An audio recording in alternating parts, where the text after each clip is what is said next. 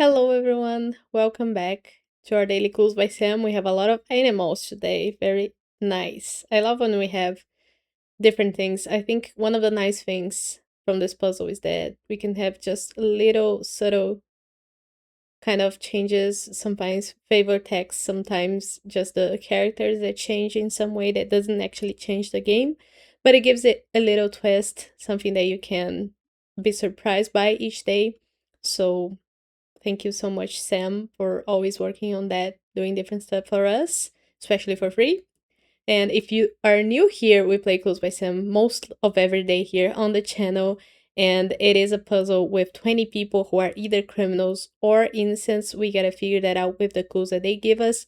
Not even the criminals lie. And the puzzle ranges in difficulty from easy to sometimes evil along the week, starting at the easier ones. So today we have a median, and the link is in the description if you want to play along, because I'm going to start and explain my logic as I go so we can solve together. Let's start. We start with a human, Tina, telling us that two innocents in column A are sleuths.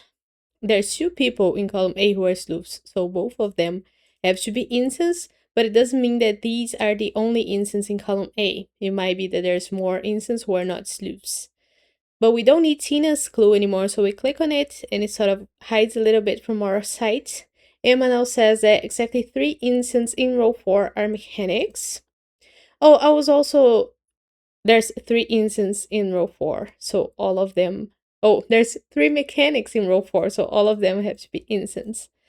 I was thinking about how yesterday you guys told me that you still don't have the create option for the community puzzles in the homepage, but it's coming. I assure you that Sam is rolling that out to random people, so probably I got that because I'm one of the earlier people. I don't know how the randomness goes, but it could be that also because I'm sharing these with you. I don't know, but be assured that I'm working on creating community puzzles for you guys so you can try as well and we can solve together after that. It's all in the works. I'm gonna be doing things for you as well to give back. Getting back to the puzzle now. Exactly 3 instances in row 4 are max, so we did that and we get 2 new clues. Everybody's innocent so far. Joy says that both instances below Bruce are connected. So Ruby is one of the instances below Bruce, and one of the other people connected to them have to be the second and last instant. Gus is not connected to Ruby, so they cannot be an instant in any way. We then dismiss Joyce's clue because we have tagged the possible instance in column B.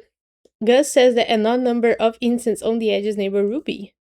Okay, Ruby has 5 people neighboring her on the edges. So an odd number of those have to be instants. It could be all 5. Ruby says that only one of the 3 criminals on the edges is in column B. So in column B, there's 2 people on the edges, but only one of those 2 is gonna be a criminal. The other one is then gonna be an innocent, so we tag them with the same color. And we also know now that there's 3 criminals on the edges only. There's 20 people. There's 14 people on the edges, only 3 criminals, so that means 11 innocents. We keep that in mind. Uma says that column B is the only column with 3 innocents. So we know that Ruby is in column B and is an innocent. We're gonna have a second innocent here who's either Keith or Will. We need a third innocent, right? That has to be Bruce.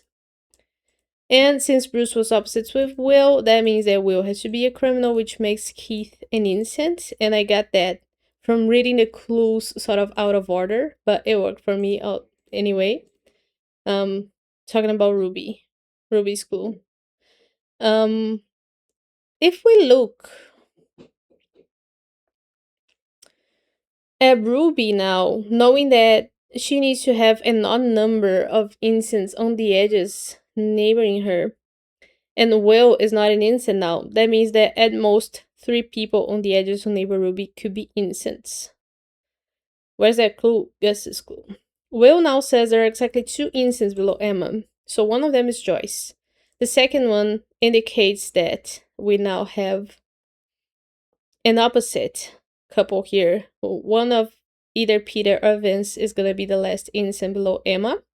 And we know that column B is the only column with 3 instants.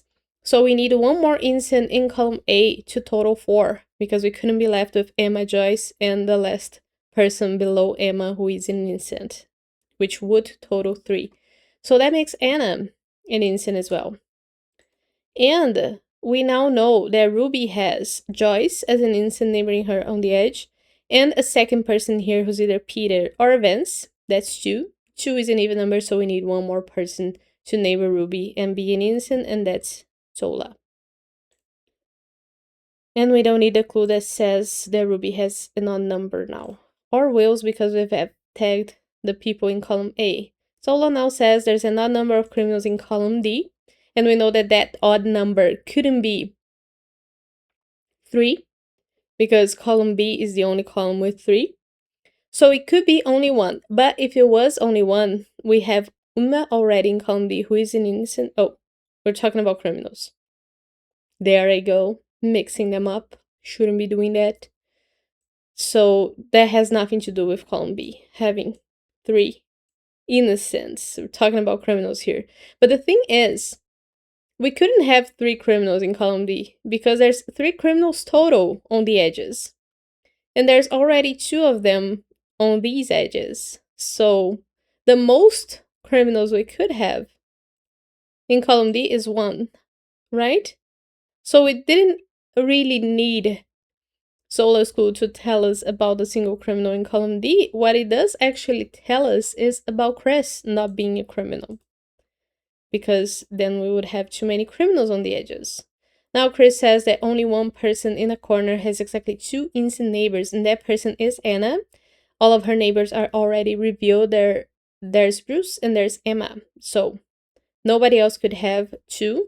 That means that Vince couldn't have a second innocent neighboring him, so Peter has to be a criminal, and Peter himself was opposite with Vince, so that makes Vince an innocent. Vince now says that Ruby has exactly 6 innocent neighbors. Where's Ruby?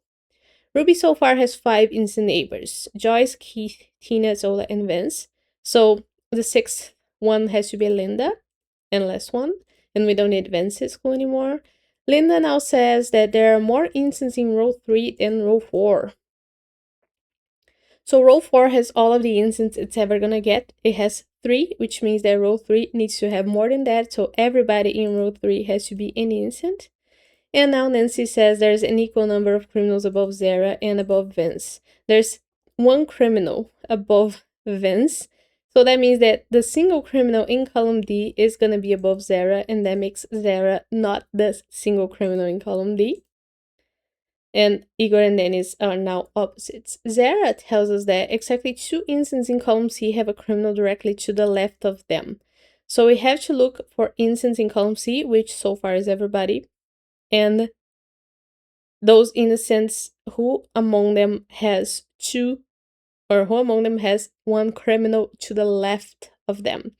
So far only Zola, so that means that Hazel, the only other person in column C who has a criminal to their left, has to be an innocent as well, so we can have 2.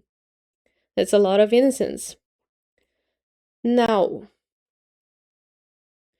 Chris's clue tells us that Dennis couldn't have 2 innocents only neighboring them, because Anna is the only person in a corner with 2 innocents. So Dennis needs 1 more innocent, and that has to be Igor, who is opposite with Dennis, which makes them a criminal. And we are done with the puzzle. Very nice, very nice. I like it. I like the animals. Usually I don't read the flavor text, so I hope it didn't have anything to do with that. But I hope you guys enjoyed the video. I'll leave you here for today and see you tomorrow for more Clues by Sam. Bye bye.